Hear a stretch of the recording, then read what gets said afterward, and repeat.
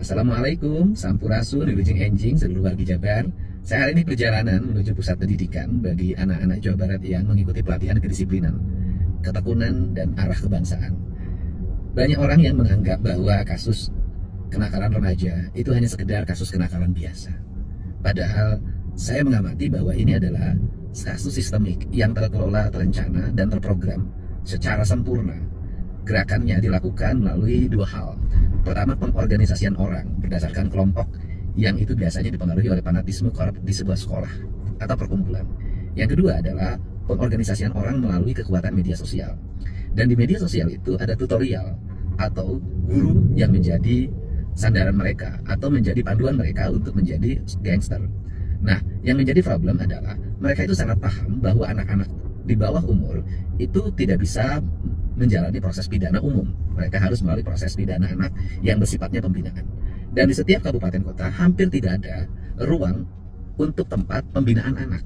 Ketika anak itu mengalami proses pidana, polisi itu tidak punya tempat untuk di mana disimpan, sehingga mereka tinggal di kantor polisi karena mereka tidak bisa dimasukkan sel karena masih anak-anak. Nah, kemudian mereka tahu bahwa ini adalah celah hukum, sehingga yang dibina itu rata-rata anak di bawah umur, di bawah usia 18. Tujuannya untuk apa? Menghindari hukum. Nah, dan kemudian langkah-langkah kita hari ini masih bersifat konvensional. Konvensionalnya adalah mereka yang melalui proses pidana itu melalui pidana peradilan anak, sifatnya tertutup, kemudian nanti dititipkan di tempat penitipan anak-anak yang nakal yang telah melalui proses pidana, yaitu di Bogor. Nah, kemudian yang kedua, secara umum banyak diselesaikan melalui proses kekeluargaan. Akhirnya dikembalikan kepada orang tuanya. Dan karena jumlahnya banyak selama ini penanganannya, itu kalau anak-anak berkelahi hanya dikumpulkan, disuruh jalan jongkok, kemudian setelah itu pulang lagi dan jadi gangster lagi.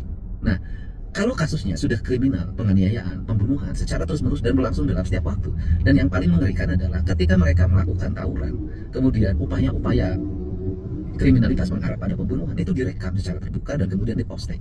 Nah, ini tidak bisa kita membiarkan itu. Tidak bisa kita hanya berwacana. Ada tindakan-tindakan yang nyata yang mesti dilakukan. Yang pertama adalah tindakan pendisiplinan, seperti yang sekarang saya jalankan.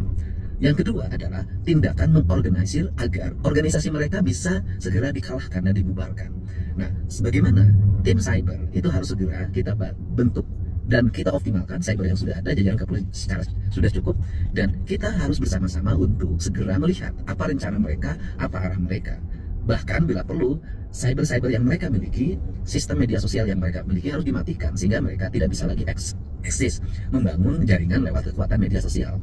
Dan ini sangat link terkait dengan apa? Dengan judol. Nah, dan terkait juga dengan jaringan-jaringan media sosial yang lain. Apa sih tujuannya dari semua ini? Melumpuhkan bangsa dalam jangka panjang, membuat generasi kita menjadi lemah, dan membuat generasi kita menjadi tidak berdaya. Dan ini adalah berbahaya bagi kelangsungan dan ancaman Indonesia masa depan. Untuk itu, menangani anak-anak remaja bukan hanya menangani kenakalan seperti kita dulu, tahun 80-an. Tetapi hari ini sudah memahami ini adalah bagian dari upaya sistemik untuk melemahkan generasi Indonesia. Dan terkait juga dengan berbagai bisnis ilegal yang ada menggunakan perangkat media sosial. Ini bukan persoalan kenakalan remaja biasa, ini persoalan ketahanan bangsa. Untuk itu, mari kita bersama-sama untuk menyelesaikan secara komprehensif tanpa harus saling menyalahkan.